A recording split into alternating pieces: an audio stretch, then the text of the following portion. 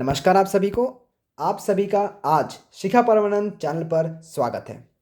आज की इस पावन वीडियो में हम डिस्कस करने वाले हैं शीघ्र विवाह के योग और आपके सामने स्वयं विश्व प्रख्यात शिखा आचार्य जी आप सबसे डिस्कशन करने वाली हैं इस टॉपिक के बारे में, जो हर किसी के मन में एक शंका की तरह होता है और बहुत से लोगों को क्लियर भी नहीं होता। तो आप सभी का स्वागत है। Let's get started. आप सभी को मेरा नमस्कार। तो आज मैं बताने जा रही हूँ शीघ्र विवाह के योग के बारे में। प्रथम जो ये योग बनता है, कुंडली के लगन व सप्तम में शुभ ग्रहों की स्थिति हो। जैसे कि ये एक कुंडली है और इसके लगन में और सप्तम भाव में शुभ ग्रह हो। लगन हमेशा हम यहाँ से शुरू करते हैं, ठीक है।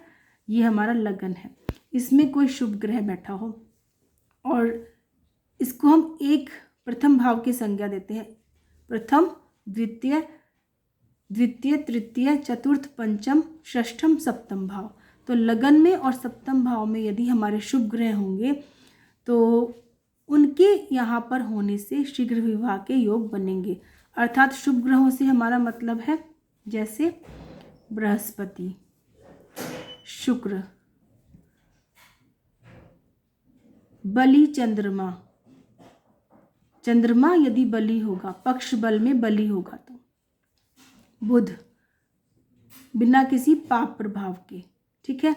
ये सभी ग्रह यदि लगन में और सप्तम में होंगे तो शीघ्र विवाह के योग बनेंगे। सेकंड पॉइंट है हमारा, द्वितीय अष्टम में कोई अशुभ ग्रह नहीं होना चाहिए। द्वितीय भाव में, ये प्रथम भाव है, ये द्वितीय भाव है, तृतीय भाव है, चतुर्थ भाव, पंचम भाव, षष्ठम भाव, सप्तम भाव एंड ये हमारा अष्टम भाव में, नवम भाव, दशम भाव, एकादश भाव, द्वादश भाव। तो हमारा जो सेकंड पॉइंट है उसके अकॉर्डिंग क्या है, द्वितीय और अष्टम में कोई अशुभ ग्रह नहीं होना चाहिए। द्वितीय भाव में यानी कि इसमें और अष्टम में इसमें कोई भी अशुभ ग्रह नहीं होना चाहिए। अशुभ ग्रह से मतलब हमारा ये तो हमारे हो गए शुभ ग्रह, ठीक है। अशुभ ग्रह के अंतर्गत कौन से आ जाएंगे,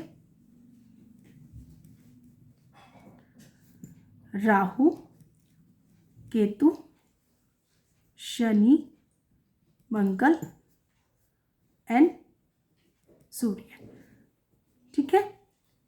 तो ये नहीं होने चाहिए, तो हमारा सेकंड पॉइंट प्रूव होता है। थर्ड पॉइंट है, कुंडली में शुभ ग्रह वक्री नहीं होने चाहिए।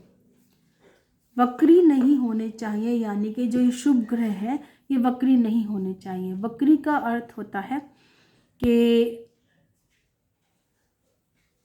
टेक्निकली समझे तो वो एक पाथ पे जब प्लैनेट्स होते हैं तो उसे थोड़े से टिल्ट होते हैं, तो ऐसे दूरी से देखने पे लगता है कि वो रिवर्स में उनकी मूवमेंट है, बट होती उनकी उधर ही है। लेकिन इस वाली कंडीशन को हम कह देते हैं कि वो वक्री हो गए हैं, वक्री ग्रह हो गए हैं। वक्री नहीं होने चाहिए, शुभ ग्रहों का वक्री होना नहीं चाहिए शीघ्र विवाह के योग के अंदर।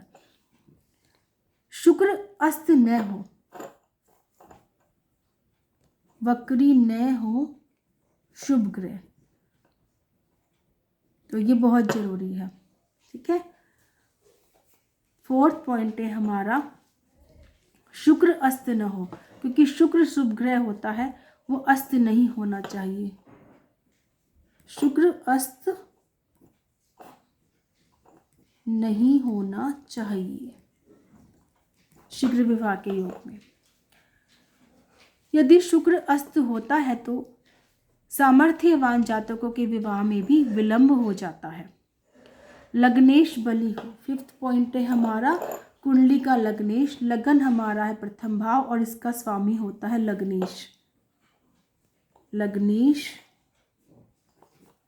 बलि होना चाहिए, ये बहुत जरूरी है। बृहस्पति शुक्र के निकट स्थित हो और कोई अन्य ग्रह उससे संबंधित न हो, ये भी होना बहुत जरूरी है। सप्तमेश सप्तम भाव में ही हो, सप्तम भाव का स्वामी सप्तम भाव में ही हो, ये भी बहुत जरूरी है। लग्नेश और सप्तमेश की अंशात्मक दूरी कम हो। लग्नेश और सप्तमेश की अंशात्मक दूरी, यदि लग्नेश, उदाहरण के तौर पे समझे, यदि लग्नेश 20 डिग्री का है तो जो सप्तमेश है उसकी डिग्री बहुत दूर नहीं होनी चाहिए, अर्थात सप्तमेश